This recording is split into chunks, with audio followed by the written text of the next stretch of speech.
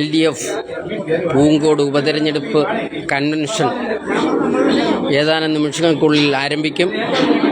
ആ കൺവെൻഷൻ്റെ ദൃശ്യങ്ങളാണ് സാക്ഷിയുടെ പ്രേക്ഷകർ കാണുന്നത്.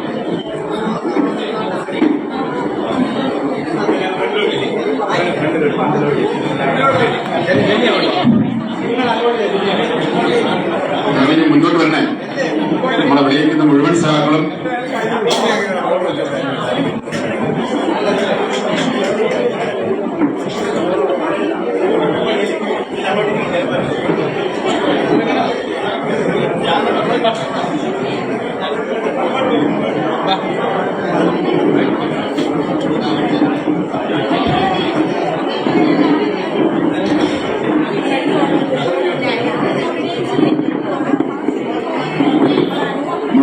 മുഴുവൻ സഹാക്കളും ഹാളിലേക്ക് പ്രവേശിക്കണം.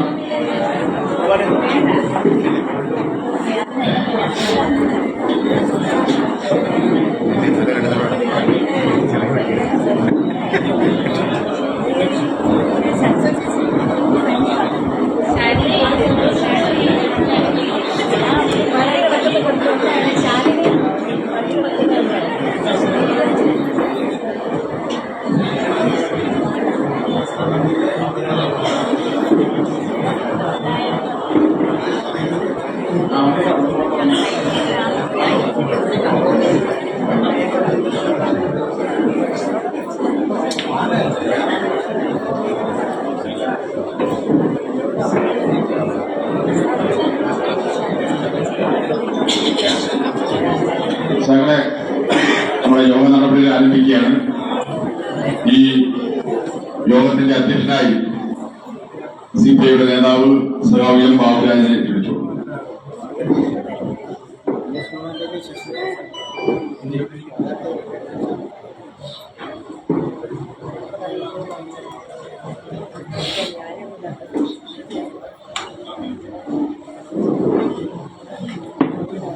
വേദിയിലും സദസ്സിലുള്ള പ്രിയപ്പെട്ട സഹോദരനെ, ഡിസംബർ മാസം 10-ാം തീയതി പൂങ്കോട് വാർഡിൽ ഒരു ഉപതെരഞ്ഞെടുപ്പ് നടക്കുകയാണ്. അതുമായി ബന്ധപ്പെട്ട് ഇടതുപക്ഷ ജനാധിപത്യത്തിന്റെ സ്ഥാനാർത്ഥി സഖാവ് ഗ്രീഷ്മ ചൂടനെ വൻപിച്ച് ഭൂരിപക്ഷത്തോടുകൂടി തെരഞ്ഞെടുക്കണമെന്ന് അഭ്യർത്ഥിച്ചുകൊണ്ടുള്ള വാർഡ് തെരഞ്ഞെടുപ്പ് കൺവെൻഷൻ ആരംഭിക്കുകയാണ്. ഈ യോഗത്തിന് സ്വാഗതം പറയുന്നതിന് വേണ്ടി CPMന്റെ ലോക്കൽ കമ്മിറ്റി സെക്രട്ടറി സഖാവ് D. ജയകുമാറിനെ ക്ഷണിക്കുകയാണ്.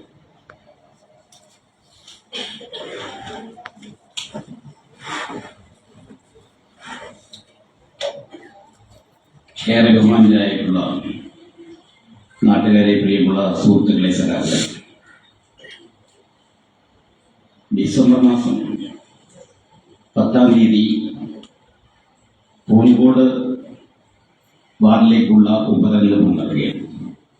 ഈ ഉപതെരഞ്ഞെടുപ്പിനിടയാക്കിയ സാഹചര്യം നിങ്ങൾക്ക് മുഴുവൻ ആളുകൾക്കും നന്നായിട്ടറിയാം. ആ വാർഡിലെ ജനപ്രതിനിധിയായിരുന്ന സഖാവ് ശ്രീജാകുമാരിക്ക് ആരോഗ്യവകുപ്പിൽ സ്ഥിരം നിയമനം ലഭിച്ചതുകൊണ്ടാണ് അവിടെ ഉപതെരഞ്ഞെടുപ്പ് വേണ്ടിവന്നത്. ആ ഉപതെരഞ്ഞെടുപ്പിൽ ഇടതുപക്ഷ ജനാധിപത്യ മുന്നണി സ്ഥാനാർത്ഥിയായി മത്സരിക്കാൻ ഇടതുപക്ഷ ജനാധിപത്യ മുന്നണി തീരുമാനിച്ചിട്ടുള്ളത് അഡ്വക്കേറ്റ് ഗ്രീഷ്മ ചൂടനെയാണ്. ഇതിനോടകം തന്നെ നോമിനേഷനുമായി ബന്ധപ്പെട്ട് ആ വാർഡിലെ മുഴുവൻ വീടുകളിലും 2 പ്രാവശ്യം നമ്മുടെ പ്രിയപ്പെട്ട സ്ഥാനാർത്ഥി വോട്ടർമാരെ നേരിൽ കണ്ട് അനുഗ്രഹം വാങ്ങിയാണ് കഴിഞ്ഞ ദിവസം നാമനിർദ്ദേശ പത്രിക സമർപ്പിച്ചത്. ഇപ്പോഴും വോട്ടർമാരെ കാണുന്ന പ്രവർത്തനം നടന്നുവരികയാണ്. നമ്മുടെ പഞ്ചായത്തിനെ സംബന്ധിച്ചിടത്തോളം ഈ ഒരു വർഷത്തിനിടയിൽ 2 ഉപതെരഞ്ഞെടുപ്പുകളാണ് നടന്നിട്ടുള്ളത്. കഴിഞ്ഞ 3-4 മാസത്തിന് മുമ്പാണ് പിരിയോട് വാർഡിലേക്ക് ബൈ ഇലക്ഷൻ നടന്നത്. BJPയുടെ കൈവശമുണ്ടായിരുന്ന വാർഡ് ഇടതുപക്ഷ ജനാധിപത്യ മുന്നണി 250 പരം വോട്ടുകളുടെ ഭൂരിപക്ഷത്തിലാണ് തിരിച്ചു പിടിച്ചത്. നല്ല ചിട്ടയായ തെരഞ്ഞെടുപ്പ് പ്രവർത്തനവും അതുപോലെ തന്നെ നാം നടത്തിയിട്ടുള്ള വികസന ക്ഷേമ പ്രവർത്തനങ്ങളുടെ ഒരു വിലയിരുത്തലുമായിരുന്നു ആ തെരഞ്ഞെടുപ്പിൽ ഇടതുപക്ഷ ജനാധിപത്യ മുന്നണിക്കുണ്ടായ നേട്ടം. അതുപോലെ തന്നെ കഴിഞ്ഞ വർഷങ്ങൾ പൂങ്കോട് വാർഡ് രൂപീകരിച്ചത് മുതൽ ഇടതുപക്ഷ ജനാധിപത്യ മുന്നണിയുടെ ജനപ്രതിനിധികളാണ് വന്നത്. നിരവധിയായിട്ടുള്ള വികസന ക്ഷേമ പ്രവർത്തനങ്ങളാണ് ആ വാർഡുമായി ബന്ധപ്പെട്ട് നമുക്ക് നടപ്പിലാക്കാൻ കഴിയും. ഈ കഴിഞ്ഞ കാലങ്ങളിൽ സർ ശ്രീജാകുമാരിയും അതിന് തൊട്ടു മുമ്പ് സർ രഞ്ജിത്തും പഞ്ചായത്ത് മെമ്പർമാരായിരിക്കുമ്പോൾ അവിടെ ലക്ഷക്കണക്കിന് രൂപയുടെ അത് MLA ഫണ്ടായാലും ജില്ലാ പഞ്ചായത്തിന്റെ ഫണ്ടായാലും ബ്ലോക്ക് പഞ്ചായത്തിന്റെയും ഗ്രാമപഞ്ചായത്തിന്റെയും ഫണ്ടുകൾ ഒരുപക്ഷെ നമ്മുടെ പഞ്ചായത്തിലെ ഏറ്റവും കൂടുതൽ തുക ചെലവഴിക്കാൻ കഴിഞ്ഞിട്ടുള്ള വാർഡ് കൂടിയാണ്. ഇപ്പോ ശ്രീജാകുമാരി ജനപ്രതിനിധിയായതിനു ശേഷം അതിന്റെ വിശദാംശങ്ങളിലേക്ക് ഞാൻ പോകുന്നില്ല. ലക്ഷക്കണക്കിന് രൂപ അത് ജില്ലാ പഞ്ചായത്തും ബ്ലോക്ക് പഞ്ചായത്തും പശ്ചാത്തല മേഖലയിലും അതുപോലെ തന്നെ കുടിവെള്ള പദ്ധതി നടപ്പിലാക്കുന്നതിന് ഏറെ കുടിവെള്ള ക്ഷാമം അനുഭവപ്പെടുന്ന ഒരു വാർഡായി അത് പരിഹരിക്കുന്നതിന് ബ്ലോക്ക് പഞ്ചായത്തിന്റെ ചെറുകിട കുടിവെള്ള പദ്ധതികൾ 2-3 സ്ഥലങ്ങളിൽ ആ വാർഡിന്റെ 2-3 സ്ഥലങ്ങളിൽ നടപ്പിലാക്കി ആ പ്രശ്നം പരിഹരിക്കുന്നതിനും അതുപോലെ തന്നെ ആ വാർഡിന്റെ ഏറ്റവും പ്രധാനപ്പെട്ട ഭാഗമായിട്ടുള്ള നടുക്കുന്നിലേക്ക് നേരത്തെ ഈ ഇരിക്കുന്ന ആളുകളെല്ലാം ഇങ്ങനെ ചുറ്റിക്കറങ്ങി SCJയുടെ അതുവഴി അതുപോലെ തന്നെ ഗുരുദേവ ക്ഷേത്രത്തിൽ വഴിയുമായിരുന്നു നടുക്കുന്നിലേക്ക് വെക്കുന്നത്. ഇപ്പോ അവർക്ക് നിമിഷ നേരം കൊണ്ട് ചടയമംഗലത്തുനിന്ന് നിമിഷ നേരം കൊണ്ട് ആ വാർഡിന്റെ പ്രധാനപ്പെട്ട കേന്ദ്രത്തിലേക്ക് എത്തുവാൻ കഴിയുന്ന ഒരു പുതിയ റോഡ് ഫോം ചെയ്ത് അത് കോൺക്രീറ്റ് വർക്കെല്ലാം പൂർത്തീകരിച്ചിരിക്കുകയാണ്. നമ്മുടെ ഈ കൺവെൻഷനിൽ പങ്കെടുത്തിരിക്കുന്ന ആർക്കങ്ങോട്ട് ഇറങ്ങിയാൽ നമുക്ക് നേരിട്ട് കാണാൻ കഴിയും. അങ്ങനെ അത്തരത്തിൽ നിരവധിയായിട്ടുള്ള വികസന ക്ഷേമ പ്രവർത്തനങ്ങൾ ആ വാർഡിൽ നടപ്പിലാക്കിക്കൊണ്ടാണ് ഈ ബൈ ഇലക്ഷനിൽ ഇടതുപക്ഷ ജനാധിപത്യ മുന്നണിയുടെ സ്ഥാനാർത്ഥി സഖാവ് അഡ്വക്കേറ്റ് ഗ്രീഷ്മ ചൂടൻ ജനങ്ങളെ സമീപിക്കാൻ വേണ്ടി. അതുപോലെ തന്നെ ഇടതുപക്ഷ ജനാധിപത്യ മുന്നണിയുടെ പ്രവർത്തനം ഇപ്പോ ഈ വാർഡിൽ വലിയ ഭൂരിപക്ഷത്തിൽ നമ്മൾ ജയിക്കും എന്നുള്ള കാര്യത്തിൽ ഒരു തർക്കവും വേണ്ട. എല്ലാ മേഖലകളിലും സമാനതകളില്ലാത്ത വികസന പ്രവർത്തനങ്ങൾ ആ വാർഡിൽ നടപ്പിലാക്കുവാൻ കഴിയുന്നു എന്ന ആത്മവിശ്വാസത്തോടു കൂടിയാണ് ഈ തെരഞ്ഞെടുപ്പിനെ ഇടതുപക്ഷ ജനാധിപത്യ മുന്നണി നോക്കിക്കാണുന്നത്. മറ്റു വിശദാംശങ്ങളിലേക്ക് ഞാൻ ഇപ്പോൾ കടക്കുന്നില്ല. ഈ കൺവെൻഷൻ ഉദ്ഘാടനം ചെയ്യുന്നത് ഇടതുപക്ഷ ജനാധിപത്യ മുന്നണിയുടെ ഈ സംസ്ഥാനത്തെ നേതാവും അതുപോലെ തന്നെ നമ്മുടെ കൃഷി വകുപ്പ് മന്ത്രിയും നമ്മുടെ MLA ഒക്കെ ആയിരുന്ന നമുക്ക് ഏറെ പ്രിയങ്കരനായിട്ടുള്ള സഖാവ് മുല്ലക്കരത്നാണ്. അദ്ദേഹത്തെ നിങ്ങളുടെ എല്ലാവരുടെയും അനുവാദത്തോടു കൂടി ഈ കൺവെൻഷൻ ഉദ്ഘാടനം ചെയ്യുന്നതിന് വേണ്ടി സ്വാഗതം ചെയ്യുകയാണ്. അതുപോലെ തന്നെ ഇടതുപക്ഷ ജനാധിപത്യ മുന്നണിയുടെ നേതാക്കന്മാർ സഖാവ് S രാജേന്ദ്രൻ, സഖാവ് D രാജപ്പൻ നായർ, സഖാവ് A മുസ്തഫ, സഖാവ് ഹരിവി നായർ, ബ്ലോക്ക് പഞ്ചായത്തിന്റെ പ്രസിഡന്റ് സഖാവ് ലതിക വിദ്യാധരൻ, ഗ്രാമപഞ്ചായത്തിന്റെ പ്രസിഡന്റ് സഖാവ് BB മുനീസുനി, അതുപോലെ ഇടതുപക്ഷ ജനാധിപത്യ മുന്നണിയുടെ നേതാവ് ഗോപാലകൃഷ്ണപിള്ള, അതുപോലെ ഇടതുപക്ഷ ജനാധിപത്യ മുന്നണിയുടെ നേതാക്കന്മാരായിട്ടുള്ള ജൂലിയസ്, ജീവൻ ജ്യോതി, ശശിധരൻപിള്ള തുടങ്ങി ഈ കൺവെൻഷനിൽ പങ്കെടുത്തിരിക്കുന്ന മുഴുവൻ ആളുകളെ വിശേഷ ഈ വാർഡിന്റെ സെക്രട്ടറി കൂടിയായിട്ടുള്ള സഖാവ് SP അടക്കമുള്ള നേതാക്കന്മാർ ഈ കൺവെൻഷനിൽ പങ്കെടുക്കുന്നത്. ഈ CPIMന്റെ നേതാവ് സഖാവ് AG രമണൻ അടക്കം ഈ കൺവെൻഷനിൽ പങ്കെടുത്തിരിക്കുന്ന മുഴുവൻ സഖാക്കളെയും സുഹൃത്തുക്കളെയും ഈ കൺവെൻഷന്റെ പേരിൽ സ്വാഗതം ചെയ്തുകൊണ്ട് ഞാൻ അവസാനിപ്പിക്കുന്നു. ഒരു കാര്യം വിട്ടുപോയി. ഇവിടെ ഏറെ പ്രിയങ്കയായിട്ടുള്ള നമ്മുടെ ഈ വാർഡിന്റെ ഇടതുപക്ഷ ജനാധിപത്യ മുന്നണിയുടെ സ്ഥാനാർത്ഥി അഡ്വക്കേറ്റ് ഗ്രീഷ്മ ചൂടനെ ഈ കൺവെൻഷന്റെ പേരിൽ സ്വാഗതം ചെയ്യുകയാണ്.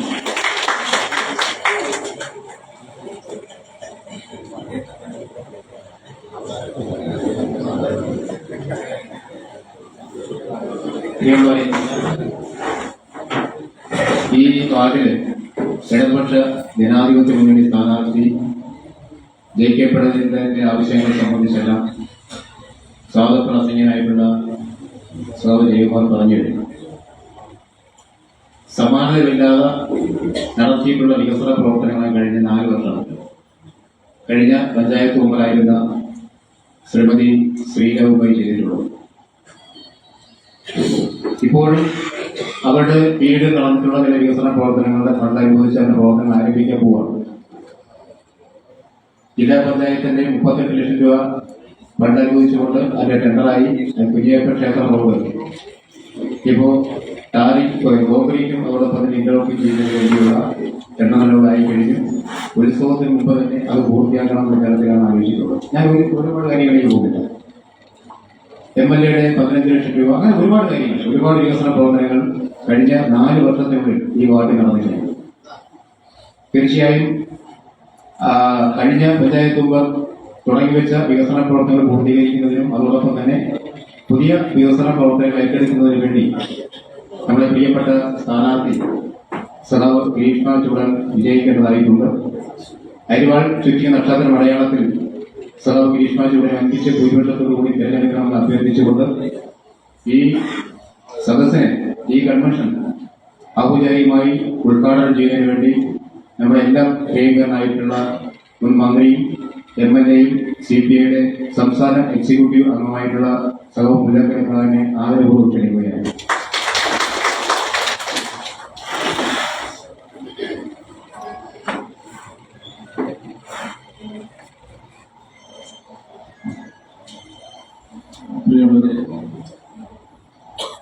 പ്രിയപ്പെട്ട ഈ കൺവെൻഷന്റെ അധ്യക്ഷൻ സഹോദരനും സഹോദരനും സഹോദരനായ സഹോദരനായ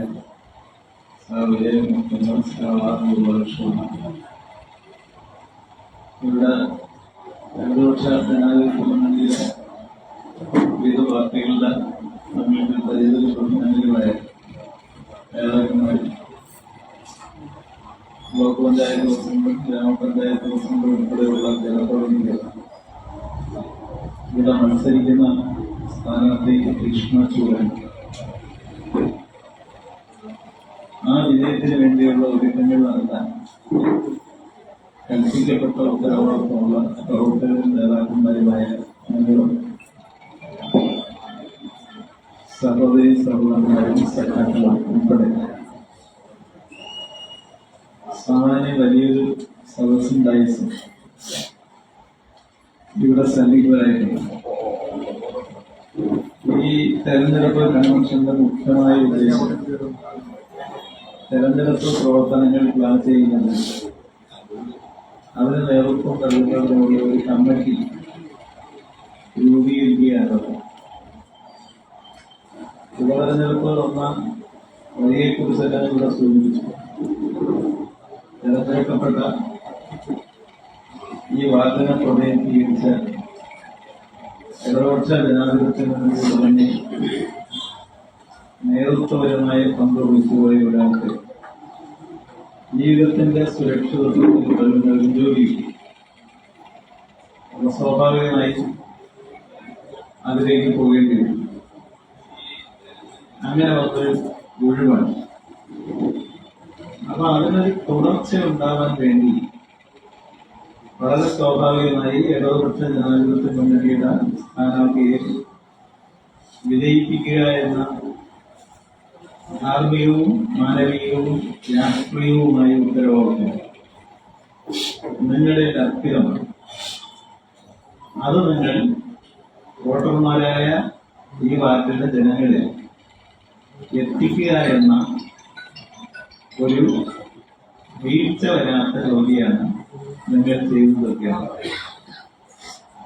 അത് തീർച്ചയായും ചടയമംഗലം ഗ്രാമപഞ്ചായത്തിലെ മനുഷ്യന്റെ രാഷ്ട്രീയ ബോധത്തിന്, അവർ തുടർന്നു വരുന്ന പാരമ്പര്യത്തിന് നിരക്കുന്ന തരത്തിൽ വിജയകരമായി നിങ്ങൾ പൂർത്തിയാക്കുമെന്ന് എനിക്കറിയാം. ഇവിടെ ഇരിക്കുന്നവർക്കറിയാം.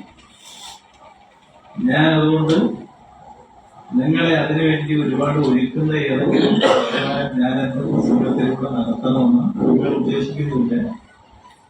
ഞാനത് ചെയ്യുന്നില്ല. നമ്മുടെ സമൂഹത്തിൽ ഇനി പഞ്ചായത്ത് ഇലക്ഷനൊക്കെ നടക്കാൻ അധികകാലമില്ല. വരുന്ന ഡിസംബർ മാസം 8-ാം തീയതിക്ക് മുമ്പ് കഴിഞ്ഞ ഡിസംബർ മാസം 8-ാം തീയതിയാണ് അധികാരമേറ്റെടുക്കുന്നത്. അപ്പൊ അതിനു മുമ്പ് ഇതെല്ലാം പൂർത്തിയായിരുന്നു.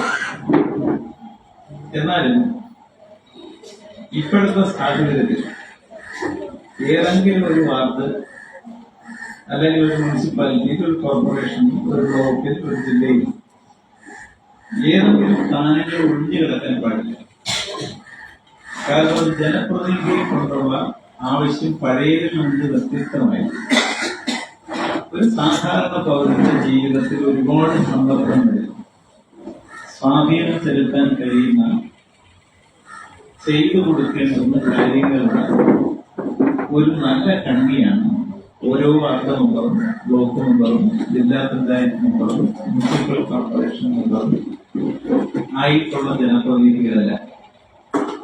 പണ്ടിങ്ങനെ ആയിരുന്നില്ല. അതുകൊണ്ടാണ് പണ്ടത്തെ ഒരു സമീപനവും ഇപ്പോഴത്തെ ഒരു സമീപനവും തമ്മിൽ വ്യത്യസ്തമാണ്. ഇപ്പൊ തന്നെ മധ്യപ്രദേശിലെ ഒരു ജനപ്രതിനിധി കേരളത്തിലെ ഒരു ജനപ്രതിനിധി ഒരുപോലല്ല.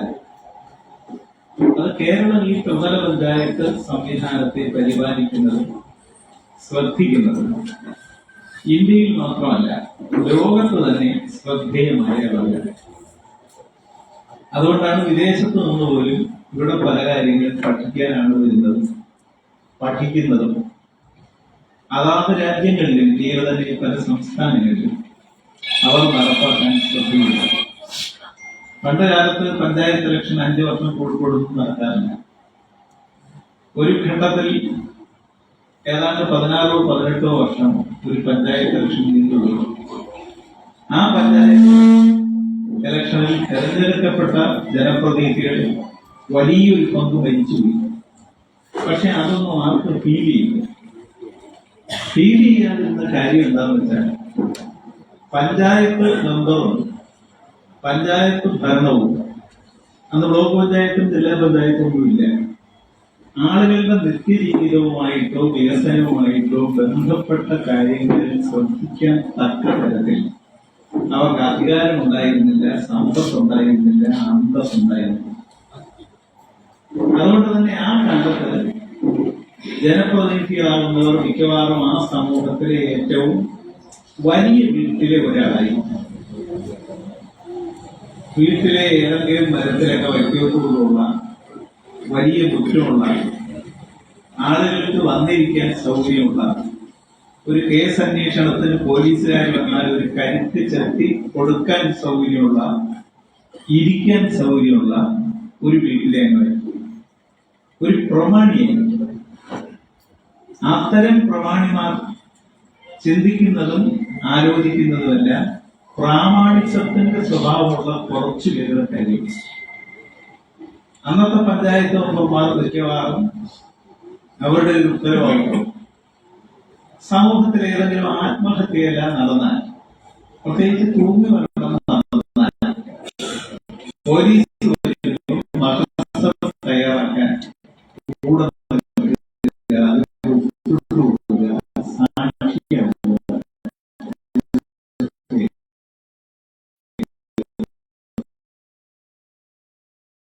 ദുരിതങ്ങളുമായി ബന്ധപ്പെടാനുള്ള ഒരുപാട് അവസരങ്ങളുള്ള, ബന്ധപ്പെടേണ്ടുന്ന, ഒരുപക്ഷെ സ്വകാര്യ ജീവിതത്തിന്റെ വലിയൊരു പങ്ക് ഒരു പഞ്ചായത്ത് മെമ്പർക്കും പഞ്ചായത്ത് പ്രസിഡന്റിനുമെല്ലാം ജനങ്ങൾക്ക് വേണ്ടി മാറ്റിവെക്കേണ്ടുന്ന ഒരു ജനസൗഹൃദ ജീവിതം നയിക്കാൻ ബാധ്യസ്ഥനായ തരത്തിൽ അവർ ശക്തരാണ്.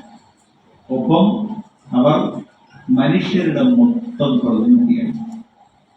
ആ സമൂഹത്തിലെ മനുഷ്യന്റെ ഹൃദയവും മനസ്സും വേദനയും ഏറ്റുവന്നവരെ. അതുകൊണ്ടാണ് അത് ഒഴിഞ്ഞു കിടക്കാൻ പാടില്ല. ഒരു ഒഴിവ് വന്നാൽ ഏറ്റവും വേഗത്തിൽ അത് നികത്തപ്പെടും. അത്തരം ഒരു കാര്യത്തിലേക്ക് സഞ്ചരിച്ചെത്തിയ ഈ തദ്ദേശ സ്വയംഭരണ അധികാരത്തിന്റെ യാത്ര ലോകത്ത് തന്നെ ശ്രദ്ധേയമായ തരത്തിൽ നടപ്പാക്കിയ ഒരു നാടാണ് കേരളം. കേരളം അതുകൊണ്ട് ലോകത്തിന്റെ പൊതു ശ്രദ്ധ ഈ കാര്യത്തിൽ നേരിടുന്നു. കേരളത്തിന് പരാധീനതകളില്ലെന്ന് ചോദിച്ചാൽ ഉണ്ട്. പക്ഷെ കേരളം മനുഷ്യന്റെ സ്വഭാവത്തിൽ ഇത്തരം സാധാരണ മനുഷ്യന്റെ ജീവിതവുമായി ബന്ധപ്പെട്ട വേദനകൾ പരിഹരിക്കാൻ കാണിച്ച മുൻകൈ എടുക്കൽ കൊണ്ട് ലോകത്തിന്റെ പൊതുവായ ശ്രദ്ധ നേടി എന്ന് മാത്രമല്ല, ലോകത്തിന് മാതൃകാപരമായ തരത്തിൽ ഒരു യാത്രയുടെ പൂർത്തിയാക്കൽ നടത്തിയ സംസ്ഥാനമാണ് കേരളം. അവിടെയാണ് ഇവിടെ വന്ന ഒഴിവിൽ ഈ ഗ്രീഷ്മ ചൂടൻ ഇതൊക്കെ അല്ലേ പ്രാക്ടീസ് ചെയ്യുന്നുണ്ടോ? പ്രാക്ടീസ് ചെയ്യുന്ന ഒരാൾ നിങ്ങളുടെ ജീവിതവുമായി ബന്ധപ്പെട്ട നിങ്ങളുടെ വേദനകൾ പരിഹരിക്കാൻ ഇടതുപക്ഷ ജനാധിപത്യ മുന്നണി ഈ ഉപതെരഞ്ഞെടുപ്പിൽ നിയോഗിച്ചിരിക്കുന്നു. അവരെ നിങ്ങൾ രണ്ട് കൈയിൽ നിന്ന് സ്വീകരിക്കും. ഇവിടെ ധാരാളം വനിതകൾ വന്നിട്ടുണ്ട്, ചെറുപ്പക്കാരുണ്ട്, ചെറുപ്പക്കാരല്ലാത്ത പുരുഷന്മാരുണ്ട്. നിങ്ങൾ മകളെ പോലെയോ സഹോദരിയെ പോലെയോ വളരെ ചെറുപ്പക്കാർ ചേച്ചിയെ പോലെയോ ഈ ഗ്രീഷ്മയെ സ്വീകരിക്കുക, ഏറ്റെടുക്കുക, ജനങ്ങളുടെ മനസ്സിൽ നിക്ഷേപിക്കുക. അരിവാൾ ചുറ്റിക നക്ഷത്ര അടയാളത്തിൽ വോട്ട് രേഖപ്പെടുത്താൻ അവരോട് ആദർശപരമായി ആശയപരമായി നിങ്ങൾ അവർക്ക് ഒരു പ്രചോദനം നൽകും. 10-ാം തീയതി നടക്കുന്ന ഇലക്ഷൻ കഴിയുമ്പോൾ സാധാരണ പിറ്റേ ദിവസം തന്നെ വോട്ടെണ്ണം നടക്കുമ്പോൾ വലിയ ഭൂരിപക്ഷത്തിൽ വിജയിച്ചതായി പ്രഖ്യാപിക്കാവുന്ന തരത്തിലുള്ള കുറവുകൾ ഒട്ടുമില്ലാത്ത ഒരു പ്രവർത്തനം നിങ്ങൾ നടത്തണം. ഞാൻ അധികം പറഞ്ഞു പോവുകയില്ല. മനുഷ്യൻ ഈ വികസനം എന്ന് പറയുന്നതും റോഡെന്ന് പറയുന്നതും പഠിക്കണമെന്ന് തോന്നുന്നതെന്ന് പറയുന്നതും മറ്റ് സൗകര്യങ്ങൾ വേണമെന്ന് തോന്നുന്നതുമെല്ലാം പ്രാഥമിക ആവശ്യങ്ങൾ നടന്നു കഴിയുന്നു. കേരളത്തിൽ ഒരു 50 വർഷം മുമ്പ് നമ്മുടെ നാട്ടിൽ ഒരു വലിയ പങ്ക് പട്ടിണിയാണ്. ഇപ്പൊ മധ്യപ്രദേശിൽ എങ്ങനെയാണ്? വലിയ പങ്ക് പട്ടിണിയാണ്. യുപിയിലെ ഗ്രാമങ്ങളിൽ എങ്ങനെയാണ്? വലിയ പങ്ക് പട്ടിണിയാണ്. തമിഴ്നാട്ടിലും കർണാടകത്തിലും റിമോട്ട് ഗ്രാമങ്ങളിൽ എങ്ങനെയാണ്? വലിയ പങ്ക് പട്ടിണിയാണ്. അതുകൊണ്ട് നമ്മൾ ആഗ്രഹിക്കുന്നതും അവരാഗ്രഹിക്കുന്നതും തമ്മിൽ വ്യത്യാസമാണ്. നമ്മൾ പട്ടിണിയായിരുന്ന കാലത്ത് നമ്മൾ ഏറ്റവും ആഗ്രഹിച്ചത് അത്താഴം മുടങ്ങാതിരിക്കാനുള്ള കാര്യങ്ങൾ ഉണ്ടാകണം. ദൈവത്തെ മനുഷ്യൻ പ്രാർത്ഥിക്കുന്നവരും അങ്ങനെയല്ല. വിശപ്പുള്ള ഒരു മനുഷ്യൻ അത്താഴം മുടങ്ങരുതെന്ന് പ്രാർത്ഥിക്കും. അത് അള്ളാഹയെ വിളിച്ചാണെങ്കിലും കർത്താവിനെ വിളിച്ചാണെങ്കിലും അയ്യപ്പനെ വിളിച്ചാണെങ്കിലും വിശപ്പുള്ള ഒരു മനുഷ്യൻ പ്രാർത്ഥിക്കുന്നത് ആഹാരം കിട്ടണേ എന്നാണ്. അതിൽ ദൈവം സഹായിക്കണേ എന്നാണ്. ഏത് ദൈവമാണെങ്കിലും അതിനെ സഹായിക്കണമെന്നാണ്. അങ്ങനെ ഒരു കാലം നമുക്കുണ്ടായിരുന്നു. ആ കാലത്താണ് നമ്മൾ സ്റ്റാറ്റ്യൂട്ടറി റേഷൻ സിസ്റ്റത്തിന് വേണ്ടിയുള്ള സമരം കേരളത്തിൽ നടത്തിയത്. അത് കേരളത്തിലെ കമ്മ്യൂണിസ്റ്റ് പാർട്ടിയുടെ നേതൃത്വത്തിൽ നടത്തിയ വലിയൊരു സമരമാണ്. കാരണം ആഹാരം ഒന്ന് പ്രധാനമായിരുന്നു. നമ്മുടെ നാട്ടിൽ പോലും എല്ലാ വീട്ടിലും അന്ന് രാവിലെ പഴങ്കഞ്ഞി പോലും ഉണ്ടായിരുന്നു. ഇല്ലാതിരുന്നത് പഴങ്കഞ്ഞി വയ്ക്കാൻ കലമില്ലാത്തതും ഉണ്ടാകാൻ. തലയ്ക്ക് ദിവസം അത്താഴത്തിന് ശേഷം അമ്മയ്ക്ക് പോലും നിറച്ച ആഹാരം കഴിക്കാൻ ചോറുണ്ടായിരുന്നു.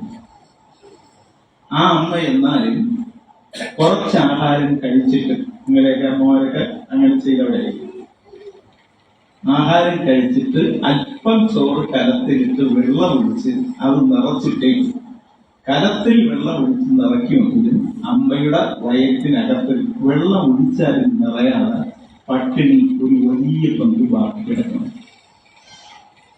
ആ കാലത്താണ് ഈ അമ്മമാരുടെ കുടുംബത്തിന്റെ പട്ടിണിയുടെ പ്രശ്നം. നമ്മൾ ഉത്പാദിപ്പിക്കുന്ന പലതും നമുക്ക് തിന്നാനുള്ളതല്ല. ഒന്ന് റബ്ബറാണ്, പിന്നെ സ്പൈസസ് ആണ്, കുരുമുളകാണ്, കശുവണ്ടിയാണ്, മറ്റു പലതുമാണ്. ഇത് വിദേശ നാണ്യം നേടാനും വ്യവസായത്തിനുള്ളതാണ്. അന്നാണ് കമ്മ്യൂണിസ്റ്റ് പാർട്ടി നേതൃത്വം കൊടുത്ത് കേരളത്തിൽ മിക്കവാറും എല്ലാ മനുഷ്യരും സഹകരിച്ച് സ്റ്റാറ്റ്യൂട്ടറി റേഷൻ സിസ്റ്റത്തിന് സമരം നടത്തി. അങ്ങനെയാണ് 66-ൽ നമുക്ക് സ്റ്റാറ്റ്യൂട്ടറി റേഷൻ സിസ്റ്റം അനുവദിച്ചിരിക്കുന്നത്. അതിനുശേഷമാണ് നിങ്ങളുടെ വീടുകളിലെ നാടുകളിലെ പഴയ ഡിഗ്രി സർട്ടിഫിക്കറ്റ് എല്ലാം നോക്കിയാൽ കാണാം 66-ന് ശേഷമാണ് നമ്മുടെ പെൺകുട്ടികൾ കോളേജിൽ പഠിക്കാൻ കൂട്ടമായി പോയി.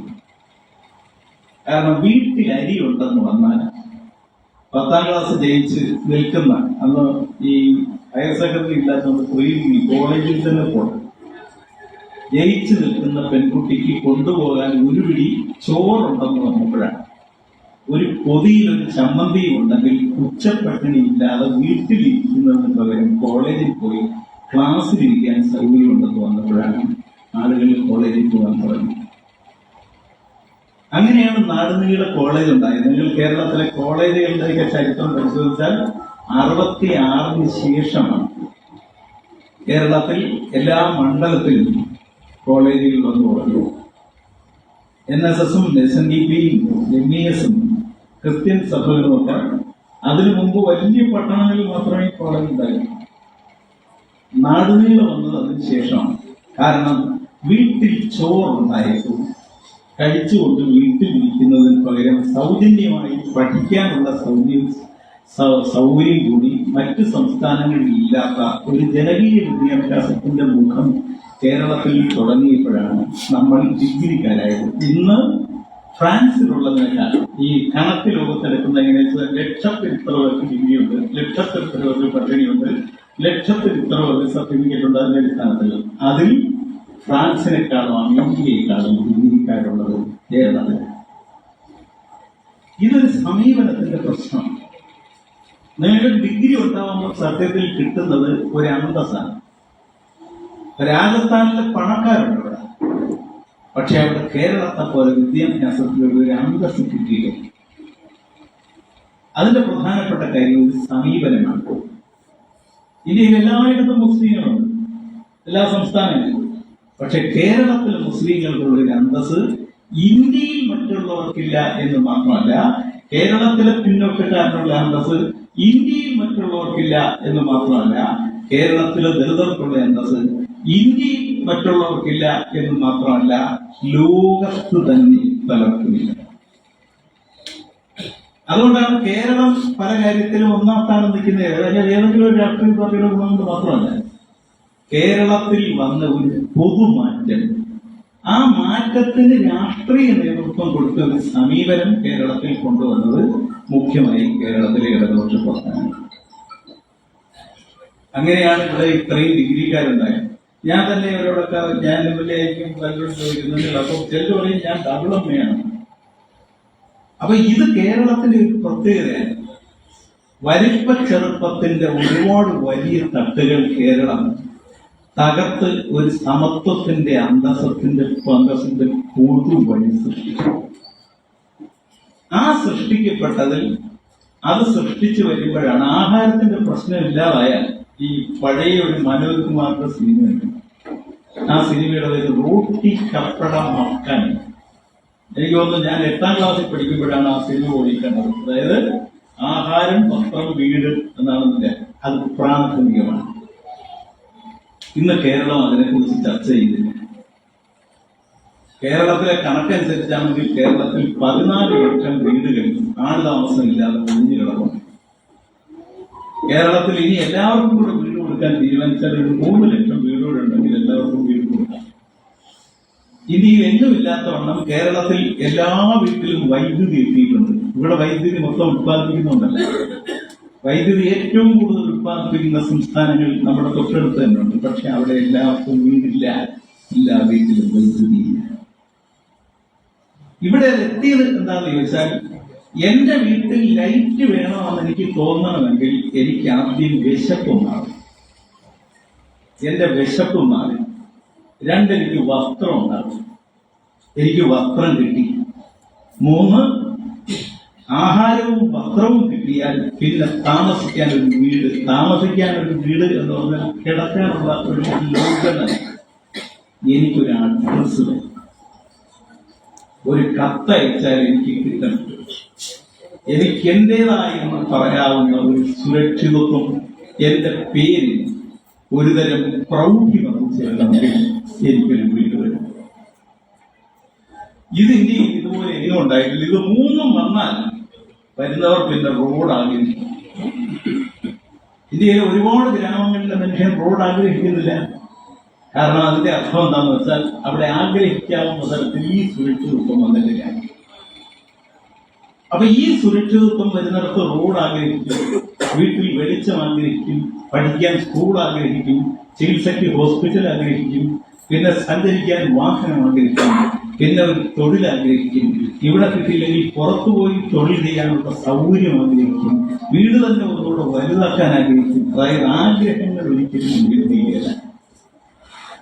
പക്ഷെ പ്രാഥമികമായി ആഗ്രഹങ്ങൾ മറ്റു പലതും തുടങ്ങണമെങ്കിൽ ആദ്യം വയർ, പിന്നെ വയറുൾപ്പെടുന്ന ശരീരം മറയ്ക്കുന്ന വസ്ത്രം, 3 ഇത് രണ്ടും കഴിഞ്ഞ് കിടക്കാൻ വരുന്നത്, പിന്നെയാണ് വീട്ടിന്റെ വെളിച്ചം ഉൾപ്പെടെ കഴിയുന്നത്. ഇതൊരു സമീപനത്തിന്റെ പ്രശ്നം. ഈ സമീപനത്തിലാണ് കേരളം ഏതാണ്ട് പടിഞ്ഞാറൻ യൂറോപ്പിന്റെ വികസന നാടുകളുടെ നിലവാരത്തിലേക്ക് മാറിയത്. ആ മാറിയതാണ് സത്യത്തിൽ കോൺഗ്രസിനെയും BJPയെയും ഒക്കെ ബുദ്ധിമുട്ടിലായത്. കാരണം അവരൊരുപാട് കാലം തുടർച്ചയായി ഭരിച്ചിട്ടും അവിടെ ഈ മാറ്റം ഉണ്ടാകുന്നില്ല. ഇതിനേക്കാൾ ഒരുപാട് സൗകര്യങ്ങളുള്ള സംസ്ഥാനമാണ്, പട്ടണങ്ങളുള്ള സംസ്ഥാനമാണ്, വിഭവങ്ങളുള്ള സംസ്ഥാനമാണ്. കേരളത്തിലെ യാത്ര 1 കിലോമീറ്റർ ചതുരശ്ര അളവിൽ ഇത്ര ആളില്ലാത്ത സംസ്ഥാനമാണ്. പക്ഷെ അവർക്ക് ഇതൊന്നും കൊടുക്കാൻ കഴിയില്ല. കേരളത്തിന് കൊടുക്കാൻ കഴിയും.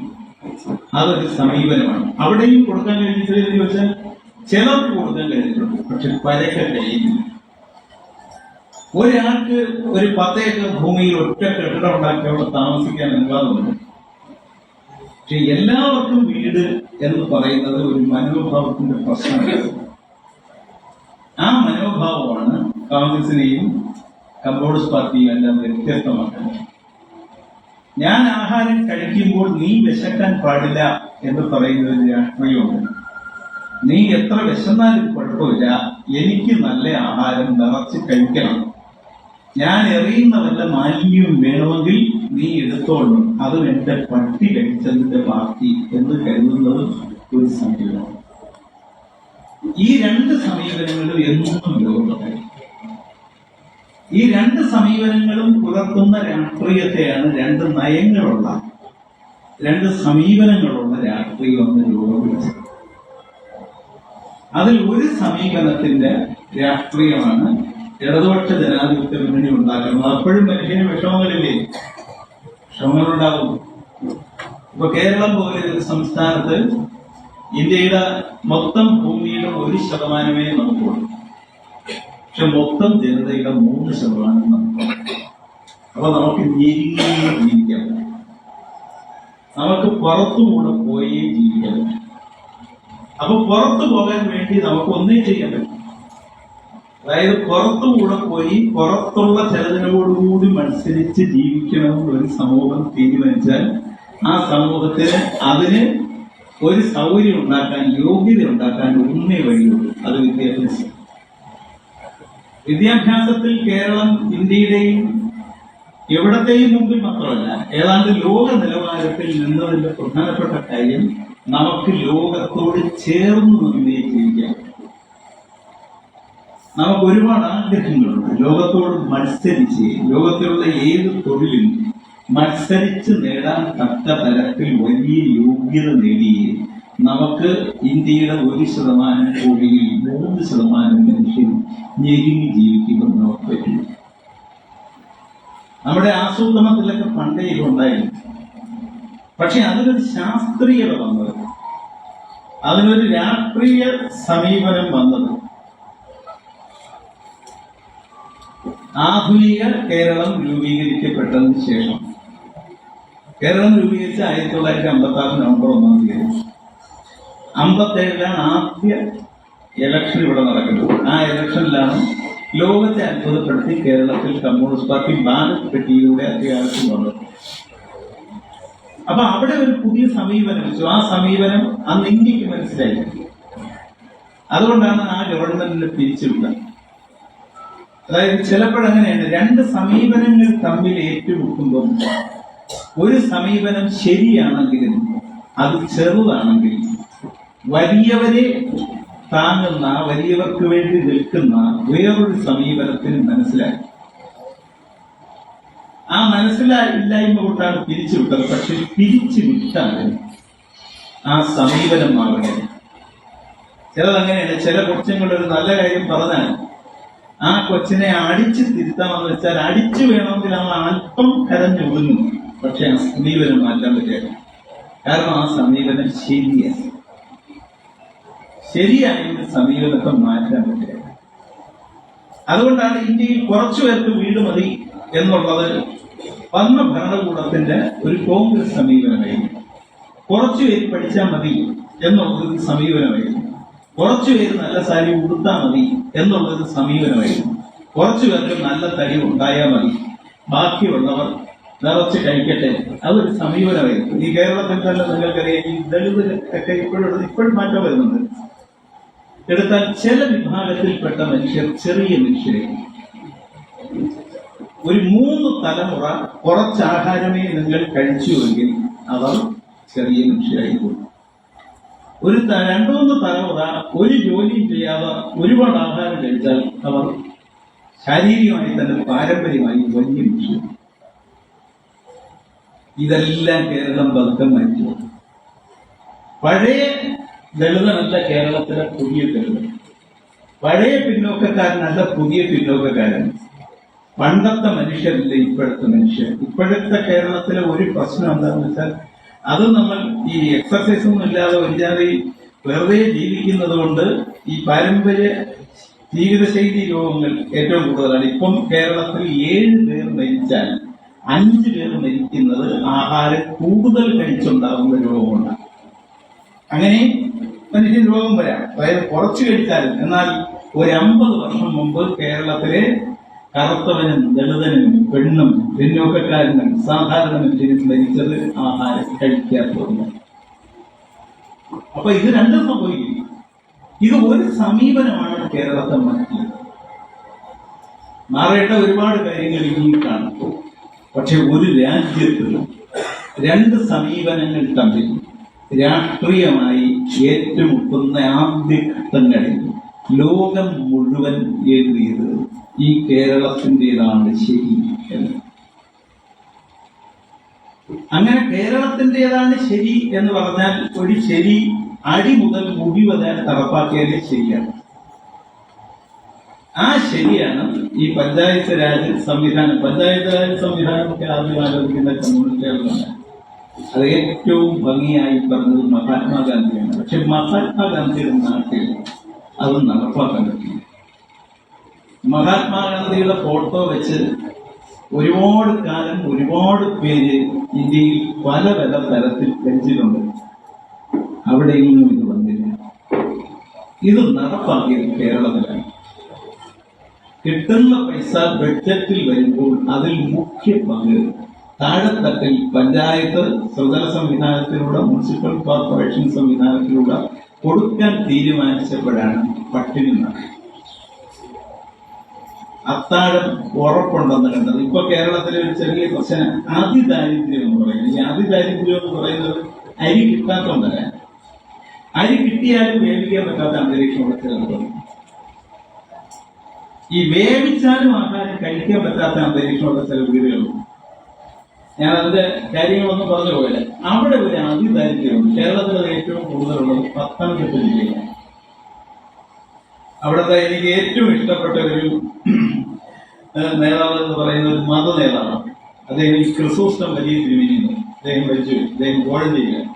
ഞാൻ മന്ത്രിയായിരിക്കുമ്പോൾ തൊട്ട് അതിനെ പോവുകയാണെങ്കിൽ അദ്ദേഹം അവിടെ ഉണ്ടെങ്കിൽ അദ്ദേഹത്തിന്റെ വീട്ടിൽ കയറി 1 മണിക്കൂർ സംസാരിച്ചു പോകുന്ന ഒരു വലിയ കാര്യമാണ്. അദ്ദേഹം പറഞ്ഞു, കോഴഞ്ചേരിയിൽ എല്ലാ വീട്ടിലും പണമുണ്ട്, മിക്കവാറും എല്ലാ വീട്ടിലും 2 നിലയും 3 നിലയൊക്കെയാണ്. പക്ഷെ എല്ലാ നിലയിലും ദാരിദ്ര്യമുണ്ട്. പണമില്ലാത്തതുകൊണ്ടല്ല. ഇപ്പൊ മല്ലപ്പള്ളിയിലാണ് ലോകത്തിലെ, മല്ലപ്പള്ളി ഒരു ചെറിയ സ്ഥലമാണ്. അവിടെ ലോകത്തിലെ എല്ലാ ബാങ്കുകളുടെയും ബ്രാഞ്ചുണ്ട്, ATM ഉണ്ട്. പക്ഷെ പോയി എടുക്കാൻ പോലും പറ്റുന്നില്ല. കാരണം വീട്ടിൽ കഴിയുന്നതെല്ലാം 70 വയസ്സിന് പ്രായമുള്ളവരാണ്. കോവിഡ് വന്നപ്പോൾ ഏറ്റവും കൂടുതൽ പട്ടിണി ഉണ്ടായത് അവിടെ. അപ്പൊ അദ്ദേഹം അതിനു മുമ്പ് തന്നെ എന്നോട് പറഞ്ഞു, പുള്ളിക്കരി ഏതെങ്കിലും സൗകര്യം ഉണ്ടെങ്കിൽ ഒരു വീട്ടിൽ നിന്ന് ആരെങ്കിലും വിളിച്ച് ഒരു ഹോട്ടലിൽ പറഞ്ഞാൽ അല്ലെങ്കിൽ പഞ്ചായത്തിൽ പറഞ്ഞാൽ അവർ കാശ് കൊടുക്കാൻ തയ്യാറാണെങ്കിൽ ആഹാരം കൊണ്ടു കൊടുക്കാനുള്ള ഒരു സംവിധാനം. അങ്ങനെയാണ് കേരളത്തിൽ കമ്മ്യൂണിറ്റി കിച്ചൺ വന്നത്. അതായത് ഒരു പട്ടിണി ഒരു വീട്ടിൽ ഉണ്ടാകുന്നത് പൈസ ഇല്ലാത്തത് കൊണ്ട് മാത്രമല്ല, പൈസ ഒരുപാട് ഉണ്ടെങ്കിലും പൈസ ഒരുപാട് ഉള്ളത് കൊണ്ട് ആ പൈസ സൂക്ഷിക്കാൻ അവരുടെ മക്കൾ തന്നെ വലിയ മതിലിടും, അതിനേക്കാൾ വലിയ ഇരുമ്പ് കയറ്റിടും, എന്നിട്ട് അകത്ത് പട്ടി കൊണ്ട് സൂക്ഷിക്കാന്ന് പുറത്ത് എഴുതിയിരിക്കും. അപ്പൊ അകത്താരും കയറത്തില്ല.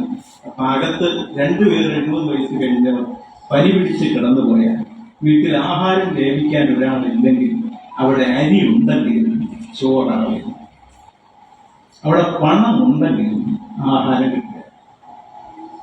അപ്പൊ ദാരിദ്ര്യം പലതരത്തിലാണ്. അതിൽ പട്ടിണി ആയ പല കാരണങ്ങളാൽ കുറച്ചാളുകൾ ആഹാരം കഴിക്കാൻ നിവൃത്തിയില്ലാതെ കിടന്ന ഒരു ജില്ലയെന്ന് കണക്കെടുപ്പിൽ വന്നത് പത്തനംതിട്ടയാണ്. പത്തനംതിട്ടയ്ക്ക് മറ്റൊരു പ്രത്യേകത കൂടിയുണ്ട്. കേരളത്തിൽ ജനനത്തെക്കാൾ കൂടുതൽ മരണം നടക്കുന്ന ഇന്ത്യയിൽ ആദ്യത്തെ ജില്ല പത്തനംതിട്ട. കേരളത്തിൽ മാത്രമല്ല, ഇന്ത്യയിൽ ആദ്യത്തെ ജില്ല. അതായത് അവിടെ മരണം ഒരുപാട് നടക്കും, പക്ഷെ ജനനം നടക്കില്ല. അപ്പൊ അത്തരം ഒരു ജില്ലയെ തിരഞ്ഞെടുത്ത് അത് മാതൃകയാക്കി അങ്ങനെ വീട്ടിൽ പട്ടിണി ഏത് കാരണത്താൽ കിടന്നാലും അവർക്ക് അത്താഴമോ ആഗ്രഹിച്ചാൽ ഉച്ചഭക്ഷണമോ രാവിലെ ഭക്ഷണമോ മുടങ്ങരുത്, കൊടുക്കാൻ ഒരു സംവിധാനം ഉണ്ടാവണമെന്ന് തീരുമാനിച്ച് അത് നടപ്പാക്കിയ ഒരു സമീപനം സ്വീകരിച്ച രാഷ്ട്രീയം കേരളത്തിലില്ല. ഇത് ഇന്ത്യയിലൊരിടത്തുമില്ലെന്ന് മാത്രമല്ല, പടിഞ്ഞാറൻ യൂറോപ്പ്, അവിടെയാണ് മിക്കവാറും എല്ലാ രാജ്യങ്ങളും വികസിത രാജ്യങ്ങളായി നിൽക്കുന്നത്, അവിടെയും. എന്നാലും നമുക്ക് ആഗ്രഹങ്ങളില്ലെന്ന് വെച്ചാൽ ഇനിയും ആഗ്രഹങ്ങളുണ്ട്. അപ്പൊ അടുത്ത വീട്ടിൽ കാറുണ്ടെങ്കിൽ എനിക്ക് കാറിൽ പോകേണ്ട ഒരു കാര്യമില്ലെങ്കിലും എന്റെ വീട്ടിൽ ഒരു കാർ വേണമെന്ന് ആഗ്രഹിക്കുന്നത് മനുഷ്യൻ പറയാനൊന്നും പറ്റില്ല. എനിക്കുള്ള കാറ് ഒരു മോശപ്പെട്ട കാറാണെങ്കിൽ കുറച്ചുകൂടെ മെച്ചപ്പെട്ട കാറ്. അതുകൊണ്ട് ഇപ്പൊ കാറിനുള്ള ലോണൊക്കെ കിട്ടാൻ വളരെ എളുപ്പമാണ്. ഒരു കുറച്ച് അത്യാവശ്യത്തിന് ലോൺ കിട്ടാൻ ഈ സർവീസ് ഉള്ളൂ. പക്ഷെ ഒരു കാർ മേടിക്കാൻ, ബൈക്ക് മേടിക്കാൻ ലോണെന്ന് പറഞ്ഞാൽ നിങ്ങൾക്ക് ഒരു വെള്ള പേപ്പർ ഒപ്പിട്ട് കൊടുക്കാൻ പറ്റിയ അപ്പം കിട്ടും. കാരണം എന്താണെന്ന് വെച്ചാൽ അത് ലോക മുതലാളിമാരുടെ ലാഭത്തിന്റെ കണക്ക് അതുമായി ബന്ധപ്പെട്ടിരിക്കുന്നത് കൊണ്ട് ആ ലോക മുതലാളിത്തം, അതായത് പടിഞ്ഞാറൻ യൂറോപ്പിൽ വളർന്നു വരുന്ന ഏത് യന്ത്ര സംവിധാനത്തിൽ നിന്ന് ഉത്പാദിപ്പിക്കുന്ന ഏത് ഉപകരണവും നിങ്ങൾക്ക് മേടിക്കാൻ ലോകത്ത് എവിടെ നിന്നുണ്ട്. അപ്പൊ നിങ്ങളെ പലതരത്തിൽ കടക്കാരാക്കാൻ അപകടത്തിൽപ്പെടുത്തും. ഇതും ഒക്കെ ഒരു സമീപനമാണ്. നിങ്ങൾക്കൊരു ചെറിയ കാര്യത്തിന് ലോൺ കിട്ടുകയല്ല ജീവിതത്തിൽ, പക്ഷേ നിങ്ങൾക്കൊരു വാഹനം മേടിക്കാൻ, ഫ്രിഡ്ജ് മേടിക്കാൻ, TV മേടിക്കാൻ, ഒരു മൊബൈൽ മേടിക്കാൻ ലോൺ. അപ്പൊ ഇത്തരം സമീപനങ്ങളുമായി നിൽക്കുന്ന ലോക മുതലാളിത്തവുമായി ചേർന്ന സമീപനവും മനുഷ്യന്റെ കൊച്ചു കൊച്ചു ആവശ്യങ്ങളാണ് ഏറ്റവും വലിയ ആവശ്യങ്ങൾ, സാമൂഹിക ആവശ്യങ്ങൾ എന്ന് കരുതുന്ന സമീപനവും തമ്മിലൊരു തർക്കമുണ്ട്. ആ തർക്കത്തിൽ സാധാരണ മനുഷ്യന്റെ ആഹാരം മുതൽ അവന്റെ കുട്ടിയുടെ വിദ്യാഭ്യാസം വരെ, അവന്റെ അച്ഛനമ്മമാരുടെ രോഗാവസ്ഥയ്ക്കുള്ള സഹായം വരെ, അതാണ് ശരിയായ മാനവീയമായ സമീപനം എന്ന് ചിന്തിച്ച് ആ വഴിയിൽ വളർന്ന ഒരു രാഷ്ട്രീയത്തിന്റെ കൊടിയാണ് കേരളത്തിന്റെ അഴകായി, കേരളത്തിന്റെ ആരോഗ്യമായി സമൂഹത്തിൽ നിലനിൽക്കുന്നതും ലോകം അംഗീകരിച്ചു. അപ്പൊ അതിന് തീർച്ചയായിട്ടും അത്തരം സമീപനങ്ങൾ വളർത്തിക്കൊണ്ടുവരാൻ താഴെത്തട്ട് ശക്തിപ്പെടണം. അത് പഞ്ചായത്ത് ശക്തിപ്പെടണം, താഴെത്തട്ടിലെ സഹകരണ മേഖല ശക്തിപ്പെടണം. സഹകരണ മേഖലയിൽ ഏതെങ്കിലും കുഴപ്പമുണ്ടെങ്കിൽ അത് തീർക്കുമെന്നല്ല, അതെല്ലാം തീരണം. എല്ലാം ശുദ്ധീകരിച്ച് ശക്തിപ്പെടണം. എല്ലാം നല്ല മനുഷ്യരുടെ കൂട്ടായ്മയുടെ കൈവിടണം. ഒരു സമൂഹത്തിൽ ഏത് കരച്ചിലും ശ്രദ്ധിക്കാനാണുണ്ടാകും. അതെന്തിന് കരഞ്ഞു എന്ന് ചോദിക്കാനാണുണ്ടാകും. ആന്ധ്രയിലെ കുട്ടികൾ കേരളത്തിൽ വന്നിരുന്ന് കരയുമ്പോൾ അല്ലെങ്കിൽ അവർ കൈനീട്ടുമ്പോൾ നമ്മൾ പോകുമ്പോൾ വാഹനത്തിന്റെ മുമ്പിൽ വന്ന് കൊട്ടാരക്കര ചെന്ന് നമ്മൾ അവിടെ കിടന്നാൽ ഒരുപാട് പേര് സ്വന്തം കുട്ടികളുമായി വന്നിങ്ങനെ കൈനീട്ടും. അതെന്താണെന്ന് ചിന്തിക്കണം. അവർ മലയാളിയല്ല, വേറെ ഏതെങ്കിലും സംസ്ഥാനത്തുള്ളതാണ്. പക്ഷേ അവിടെയും ഈ മാറ്റം വേണം. ഏത് കരച്ചിലും ശ്രദ്ധിക്കാൻ ആളുണ്ടാകണമെങ്കിൽ ഏറ്റവും താഴെത്തട്ടിൽ അധികാരത്തിന്റെ ശക്തമായ ഒരു കരനിട്ടാണ്, ഒരു കൈയൊപ്പുണ്ടാകും. അത് കേരളം ഉണ്ടാക്കിയെടുക്കുന്നു. ഇപ്പൊ ഞാൻ തന്നെ ഇവിടെ 2006 MLA ആയി മന്ത്രിയാകുമ്പോൾ ഞാൻ ആദ്യം ശ്രദ്ധിച്ചത് ഇവരെല്ലാം ഉണ്ടായിരുന്നു,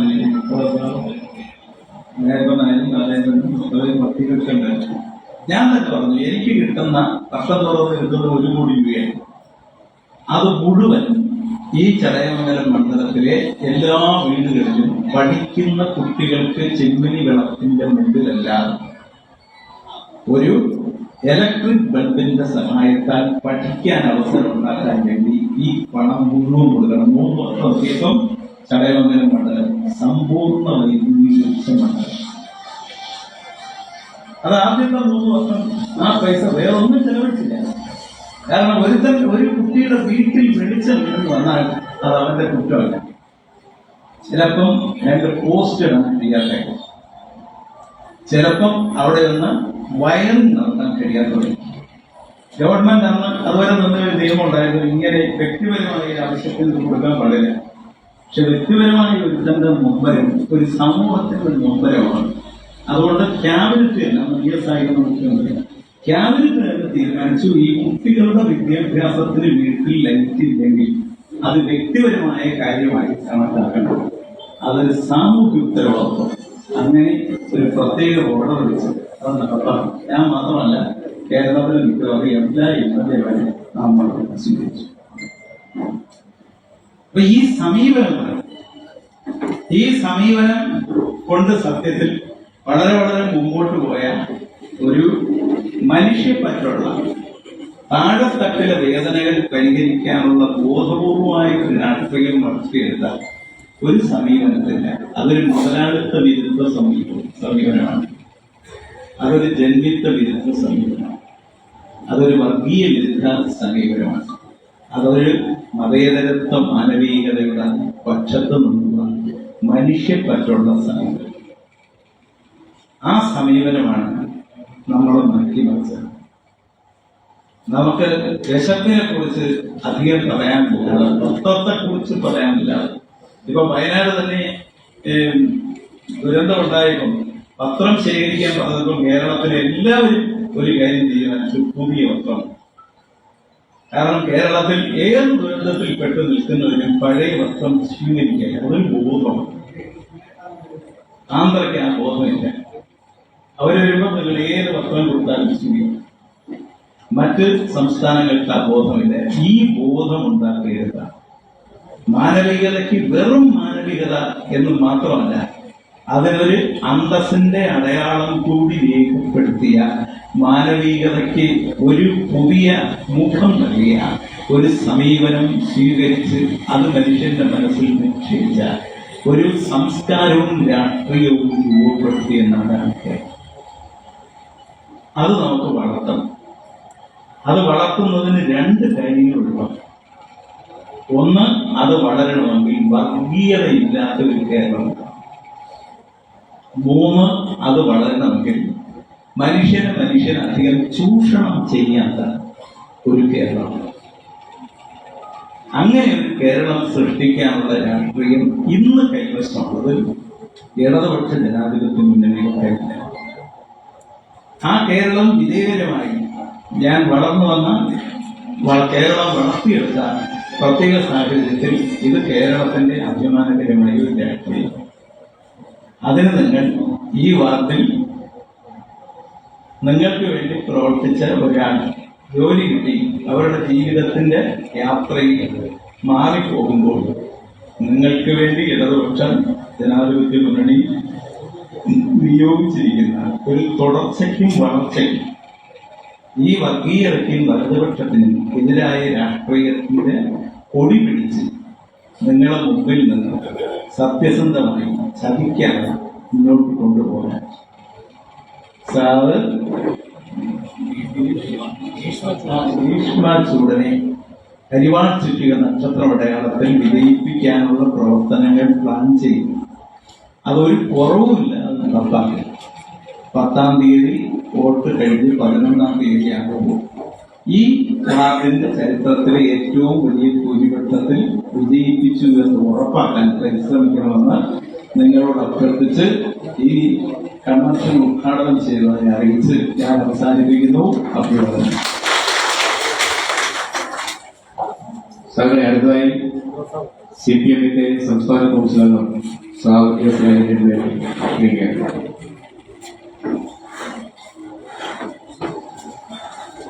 പ്രിയമുള്ള സഖാക്കളെ, സഹോദരി സഹോദരന്മാരെ, ഞാൻ ദീർഘമായ ഒരു പ്രസംഗത്തിനൊന്നും മുതിരുന്നില്ല. ഈ പൂങ്കോട് വാർഡിൽ നടക്കുന്ന ഉപതെരഞ്ഞെടുപ്പിൽ ഇടതുപക്ഷ ജനാധിപത്യ മുന്നണിയുടെ സ്ഥാനാർത്ഥിയായി മത്സരിക്കുന്ന സഖാവ് ഗിരീഷ്മ ചൂടനെ അരിവാൾ ചുറ്റിക നക്ഷത്രം അടയാളത്തിൽ വോട്ട് ചെയ്ത് നല്ല ഭൂരിപക്ഷത്തിൽ വിജയിപ്പിക്കണമെന്ന് ആദ്യമേ അഭ്യർത്ഥിക്കുകയാണ്. മുല്ലക്കര ദീർഘമായി നമ്മുടെ സാമൂഹ്യ ജീവിതത്തെ സംബന്ധിച്ച് ഒട്ടേറെ കാര്യങ്ങൾ പറഞ്ഞു. അതുകൊണ്ട് ഞാൻ അതിലേക്കൊന്നും കടക്കുന്നില്ല. നമ്മുടെ ഈ വാർഡിൽ ഞാൻ മനസ്സിലാക്കിയത് 341 വീടുകളുണ്ട്. 341 വീടുകളിലായി 1100 വോട്ടർമാരുണ്ട്. 1100 വോട്ടർമാരിൽ 600 വോട്ടർമാരും നമ്മുടെ അമ്മമാരും സഹോദരിമാരുമാണ്, വനിതകളാണ്. 500 വോട്ടർമാർ മാത്രമാണ് പുരുഷന്മാരായുള്ളത്. അപ്പൊ ആലോചിച്ചോളണം, മുല്ലക്കരയിൽ പറഞ്ഞു വന്നതിന്റെ എല്ലാം അവസാനമാണ്. മുല്ലക്കര സാഹബ് ശ്രദ്ധിക്കുന്നുണ്ടാവും. മുല്ലക്കര സാഹബ് ഇത്രയും നേരം സംസാരിച്ചതിന്റെ ആകെ തുകയാണ് ചടയമംഗലം പോലൊരു ഗ്രാമമാണെങ്കിലും നഗര സ്വഭാവമുള്ള ഈ പ്രദേശത്തെ ഏറ്റവും പ്രധാനപ്പെട്ട വാർഡിൽ 341 വീടുകൾ ഉള്ളതിൽ 1100 വോട്ടർമാരുള്ളതിൽ 600 ആളുകൾ നമ്മുടെ സഹോദരിമാരും അമ്മമാരുമാണ്. 500 പേർ മാത്രമാണ് പുരുഷന്മാരുള്ളത്. പറഞ്ഞു വന്നതിന്റെ ആകെ തുകയാണിത്.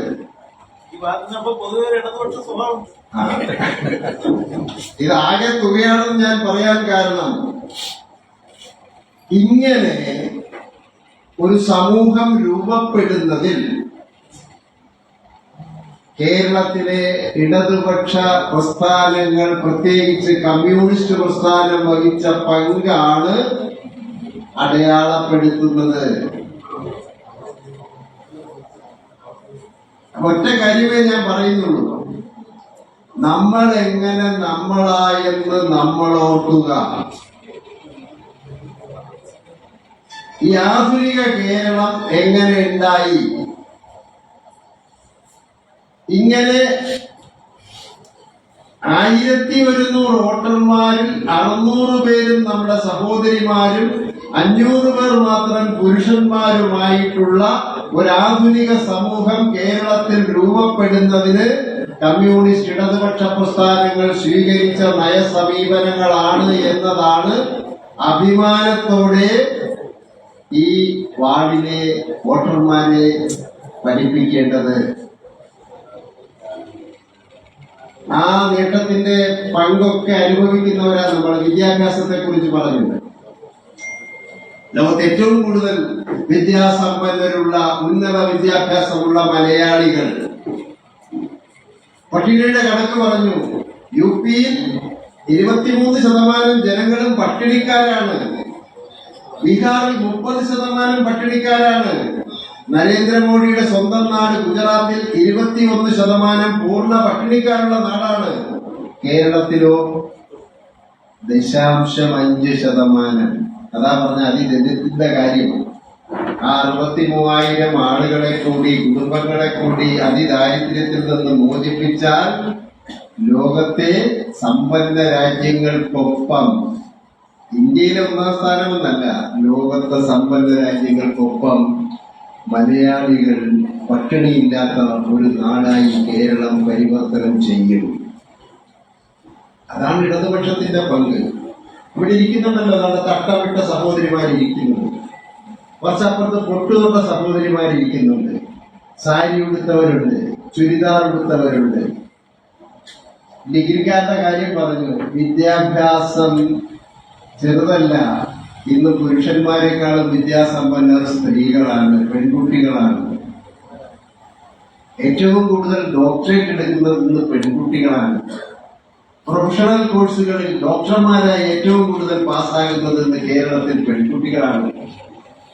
ഈ നിലയിൽ അവർ വളരുന്നത് അവർക്ക് വളരാൻ കഴിഞ്ഞ സാമൂഹിക യാഥാർത്ഥ്യം ഇടതുപക്ഷത്തിന്റെ സൃഷ്ടിയാണ്. ഇന്ത്യയിൽ എവിടെയെങ്കിലും ഉണ്ടോ? ഇന്ത്യയിൽ ഏതെങ്കിലും നാട്ടിലുണ്ടോ ഈ മതസൗഹാർദ്ദവും മാനവികതയുടെ ഈ സൗഹാർദ്ദവും വ്യത്യസ്ത ജാതി മത വിശ്വാസങ്ങളെല്ലാം ഒരുമിച്ചു ചേരുന്ന ഈ വൈവിധ്യങ്ങളുടെ നാട് ഇന്ത്യയിൽ എവിടെയെങ്കിലും ഉണ്ടോ?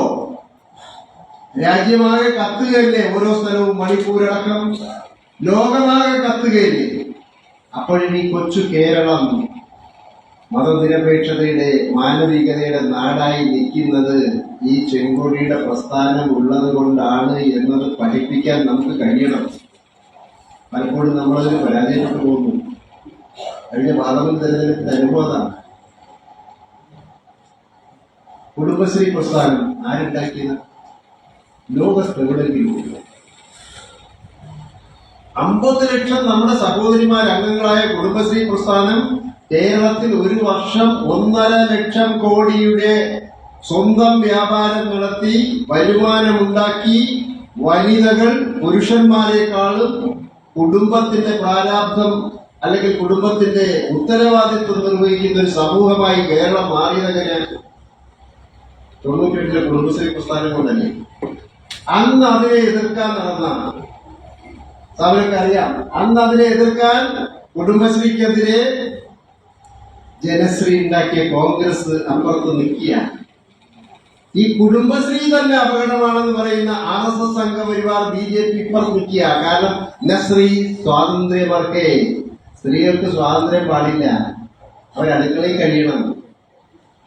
ജാതി ജന്മി നാടുവാഴത്തിന്റെ ആ കാലത്തുള്ള RSS സംഘപരിവാറിന്റെ മുദ്രാവാക്യത്തിന്റെ പിന്നിൽ കുറച്ച് വനിതാ സഹാക്കൾ പോന്നില്ലേ? സഹാക്കളല്ല, വനിതകൾ പോന്നില്ലേ? തെറ്റിദ്ധരിച്ച് അന്ധവിശ്വാസത്തിന്റെയും അനാചാരത്തിന്റെയും ചട്ടക്കൂടിൽ അവരെ പെടുത്തി ഉരുക്കിയിറക്കി അവരെ ഒടുവിൽ ഈ നാടിന് കാശിന്റെ പ്രയോജനം ചെയ്യാത്ത BJP RSS സംഘപരിവാറിന്റെ കൂട്ടത്തിൽ നമ്മുടെ വീടുകളിൽ നിന്നും ആള് പോകുന്നില്ലേ? ആലോചിച്ചു. ഈ ചടയമംഗലത്തോ ഈ മണ്ഡലത്തിലോ നമ്മുടെ സംസ്ഥാനത്തോ RSS സംഘപരിവാറും BJPക്കാരും ഈ നാട്ടിലെ ജനങ്ങൾക്ക് വേണ്ടി എന്ത് ചെയ്തിട്ടുണ്ട്? നയാ പൈസയുടെ സഹായം ചെയ്തിട്ടുണ്ടോ? വേറൊന്നും വേണ്ട. വയനാട്ടിലെ മുണ്ടക്കയിലും ചൂരൽമലയിലും ഉണ്ടായ ഉരുൾപൊട്ടലിൽ പോലും നൂറുകണക്കിന് മനുഷ്യജീവൻ ഇല്ലാതായ ആ പ്രളയത്തെ ഫോട്ടോഗ്രാഫർമാരെ സഹായത്താൽ വന്ന് കണ്ട് കുഞ്ഞുങ്ങളെ കെട്ടിപ്പിടിച്ച് ആ ഫോട്ടോ ലോകത്ത് മുഴുവൻ വിറ്റ് കാശാക്കുന്ന നരേന്ദ്രമോദിയുടെ കേന്ദ്ര സർക്കാർ ഈ നാടിന് വേണ്ടി 10 നയാ പൈസ തന്നു. നിങ്ങൾ നോക്കണം, ഇവിടെ BJPയുടെ സ്ഥാനാർത്ഥിയുണ്ട് അല്ലേ? ഓളെ ചുറ്റും നമ്മുടെ സഹോദരിമാർ പോകുന്നുണ്ടാവും. സ്വന്തം ജീവിതവും നാടും തകർക്കാൻ ഒരു രാഷ്ട്രീയം അപ്പുറത്ത് നിൽക്കുന്നു. ആ രാഷ്ട്രീയത്തെ തിരിച്ചറിയാൻ നമ്മുടെ ചടയമംഗലത്തെ ആളുകൾക്ക് കഴിയാതെ വരുന്നത് ആ തിരിച്ചറിയാൻ പഠിപ്പിക്കണം. നമ്മുടെ ചെറുപ്പക്കാരെ, നമ്മുടെ നാട്ടിലെ കൃഷിക്കാരെ, നമ്മുടെ നാട്ടിലെ സാധാരണ ജനങ്ങളെ വിലക്കയറ്റത്തിന്റെയും തൊഴിലില്ലായ്മയുടെയും വർഗീയതയുടെയും അവഗണനയുടെയും എല്ലാം കേന്ദ്രമായ ആ RSS സംഘപരിവാർ നയിക്കുന്ന BJP അപ്പുറത്ത് നിൽപ്പുണ്ട്. ആ രാഷ്ട്രീയത്തെ ഒളിഞ്ഞും മറഞ്ഞും സഹായിക്കുന്ന UDF ഇപ്പുറത്തൊന്ന് കോൺഗ്രസ്. ഇതിനെ തിരിച്ച് അറിയാൻ, ഇതിനെ ജനങ്ങളുടെ മുമ്പിൽ തുറന്നു കാണിക്കാൻ, ഈ നാടിന്റെ രാഷ്ട്രീയം, ഈ നാടിന്റെ പൈതൃകം, നാം എങ്ങനെ നമ്മളായി എന്നുള്ള യാഥാർത്ഥ്യം ജനങ്ങളെ പഠിപ്പിക്കാൻ ശ്രമിച്ചുകൊണ്ട് ഈ തെരഞ്ഞെടുപ്പിൽ മുഴുവൻ വീടുകളും കയറി 6 സ്ക്വാഡുകളായി നിങ്ങൾ നിശ്ചയിച്ചിട്ടുള്ള 6 സ്ക്വാഡുകളും തുടർച്ചയായി വീടുകളിൽ പോയി ഈ മനുഷ്യന്റെ രാഷ്ട്രീയം, ജീവിതത്തിന്റെ രാഷ്ട്രീയം അവരെ പഠിപ്പിച്ച് ഈ നാടിങ്ങനെ ആയതിന്റെ രാഷ്ട്രീയം അവരെ പഠിപ്പിച്ച് ഇടതുപക്ഷ ജനാധിപത്യ മുന്നണിയുടെ സ്ഥാനാർത്ഥിക്ക് വലിയ ഭൂരിപക്ഷം നൽകി നമ്മുടെ നാടിന്റെ അഭിമാനം ഉയർത്തിപ്പിടിക്കണം. ഈ പഞ്ചായത്തിൽ നമുക്കിപ്പോ 2ാമത്തെ ഉപതെരഞ്ഞെടുപ്പാണ്. ആദ്യ ഉപതെരഞ്ഞെടുപ്പിൽ BJP ജയിച്ചിരുന്ന വാർഡ് ഇടതുപക്ഷ ജനാധിപത്യ മുന്നണി വലിയ ഭൂരിപക്ഷത്തിൽ വിജയിച്ചുകൊണ്ടാണ് ഉപതെരഞ്ഞെടുപ്പിനെ നേരിട്ടത്. അതിനേക്കാളും നല്ല വിജയം ഗ്രീഷ്മ ചൂടന് നൽകി വിജയിപ്പിക്കണമെന്ന് മാത്രം അഭ്യർത്ഥിച്ചുകൊണ്ട് തുറന്നുള്ള തെരഞ്ഞെടുപ്പ് പ്രവർത്തനം ഫലപ്രദമായി നിർവഹിക്കാൻ പര്യാപ്തമായ ഒരു തെരഞ്ഞെടുപ്പ് കമ്മിറ്റിയെ കൂടി തെരഞ്ഞെടുത്തുകൊണ്ട് ഇത് നമ്മുടെ നാട് നൽകുന്ന ഒരു സന്ദേശമായി മാറണം എന്ന് കൂടി പറഞ്ഞുകൊണ്ട് ഈ കൺവെൻഷനിൽ പങ്കെടുത്ത മുഴുവൻ സഖാക്കളെയും സഹോദരി സഹോദരന്മാരെയും അഭിവാദ്യം ചെയ്തുകൊണ്ട് ഞാൻ അവസാനിപ്പിക്കുന്നു. എല്ലാവർക്കും അഭിവാദ്യങ്ങൾ.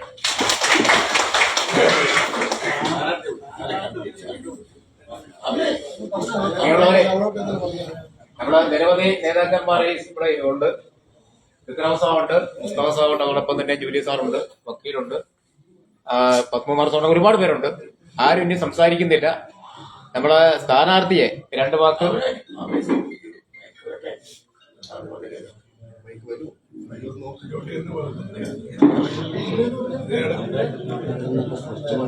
എല്ലാവരും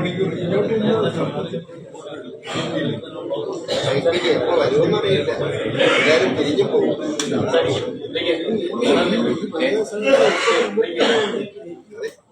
ഇവിടെ സ്ഥാനാർത്ഥിയെ 2 വാക്ക് സംസാരിക്കുന്നതിന് വേണ്ടി ക്ഷണിക്കുകയാണ്.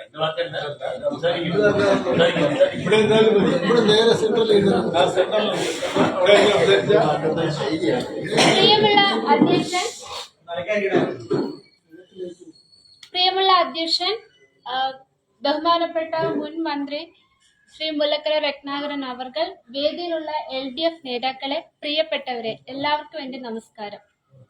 നമ്മുടെ ചടയമംഗലം പഞ്ചായത്തിലെ പൂങ്കോട് വാർഡിന്റെ ഉപതെരഞ്ഞെടുപ്പാണ് ഡിസംബർ 10-ാം തീയതി നടക്കാനിരിക്കുന്നത്. അതിലേക്ക് അരിവാൾ ചുറ്റിക നക്ഷത്ര ചിഹ്നത്തിൽ മത്സരിക്കുന്ന LDF സ്ഥാനാർത്ഥിയാണ് ഞാൻ. നമ്മുടെ പഞ്ചായത്തില് ഏറ്റവും കൂടുതൽ വികസനം നടന്നിട്ടുള്ള വാർഡാണ് പൂങ്കോട് വാർഡ്. ഈ പൂങ്കോട് വാർഡിന്റെ വികസന തുടർച്ചയ്ക്ക് വേണ്ടി നമുക്ക് എന്തായാലും ജയിച്ചേ മതിയാവും.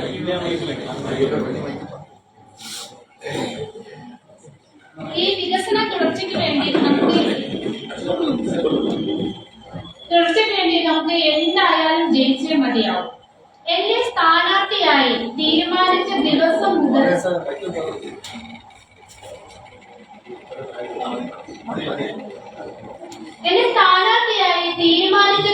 മുതൽ എല്ലാ LDF പ്രവർത്തകരും എന്റെ ഒപ്പം തന്നെ ഉണ്ടായിരുന്നു.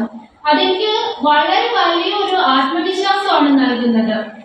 ഇതുപോലെ തന്നെ എല്ലാവരും ഒപ്പം ചേർന്ന് നിന്ന് നമുക്ക് ജയിക്കാൻ ആവശ്യമായ പ്രവർത്തനങ്ങൾക്ക് നേതൃത്വം നൽകണമെന്ന് ഞാൻ അഭ്യർത്ഥിക്കുന്നു.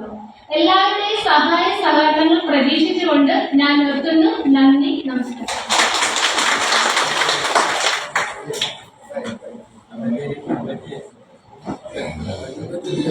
അടുത്തതായി നമ്മുടെ ഭാവി പ്രവർത്തനങ്ങൾ ബ്രാഞ്ചിന് വേണ്ടിയുള്ള committee രൂപീകരണമാണ്.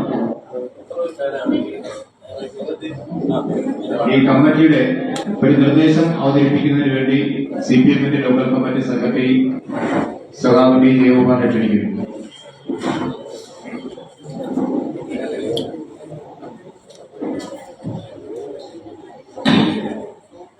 Vijayakumar, D Santhosh, advocate Shine Kumar, A G Ramanan, S Vinapillai, R Radhakrishnan, J P Harikumar, R Rajendran Pillai, A J Azad, K Jayan, J V Bindu, R Satheesh, advocate Muhammad Rafi, Sanilkumar, J Mohanan, J Shalini, A Raju, D Ranjith, Ananthu D J, Shibu, Rajesh, advocate Faisal Khan, L Manju, Shalini, Gopika S Nair, Sheeja, Jaseela, Mohan Pillai, Biju, Mithun Mohan, Anithakumari, Sudarsanan, Chandrachoodan Pillai, Suresh Babu,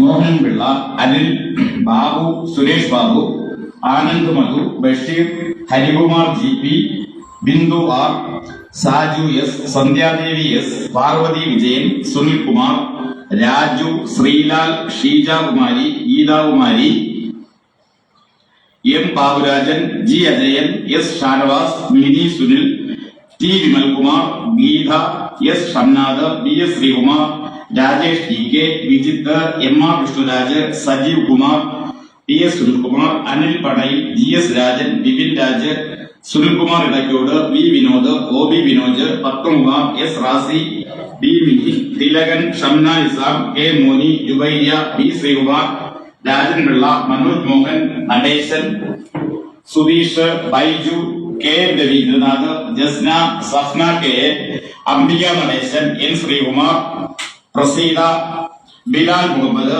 Sreekandan Nair, Akshara, Prameela, Sini, Vishnu, Saji, Abhiram, Reshmi, Shinna, Manikandan, Sereena, Sulfath, Vijayan, Latha, Nisha, Vidya, P K Raheem, ആത്മദീപ്.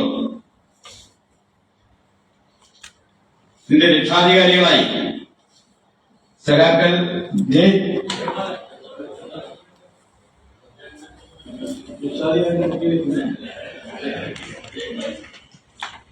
Poonkode ഉപതെരഞ്ഞെടുപ്പിൽ ജൂലിയസ്, LDF സ്ഥാനാർത്ഥിയായി മത്സരിക്കുന്ന അഡ്വക്കേറ്റ് ഗ്രീഷ്മ ചൂടന്റെ തെരഞ്ഞെടുപ്പ് convention ഉദ്ഘാടന ചടങ്ങിന്റെ ദൃശ്യമാണ് സാക്ഷിയുടെ പ്രേക്ഷകർ കണ്ടുകൊണ്ടിരിക്കുന്നത്. ഇതിന്റെ രക്ഷാധികാരികളായി ഈ കൺവെൻഷൻ ഉദ്ഘാടനം ചെയ്തത് മുൻ മന്ത്രിയും സഖാക്കൾ D Rajappan Nair, Mullakkara Ratnakaran, A Musthafa, CPM നേതാവ് S Rajendran, Vikraman, Sasidharan Pillai, Julius, advocate Padmakumar, Rajappan Nair തുടങ്ങി ഇടതുമുന്നണിയുടെ പ്രമുഖ നേതാക്കൾ ചടങ്ങിൽ പങ്കെടുത്തു. കൺവെൻഷൻ വേദിയിൽ നിന്നും സാക്ഷി TVക്ക് വേണ്ടി ഗോപൻ മുദ്ര. സഖാവ് A G Ramanan, G Ajayan. ഇതിൽ സെക്രട്ടറിയായി സഖാവ് ഡി ജയകുമാർ, ജോയിന്റ് സെക്രട്ടറിമാരായി അഡ്വക്കേറ്റ് എസ്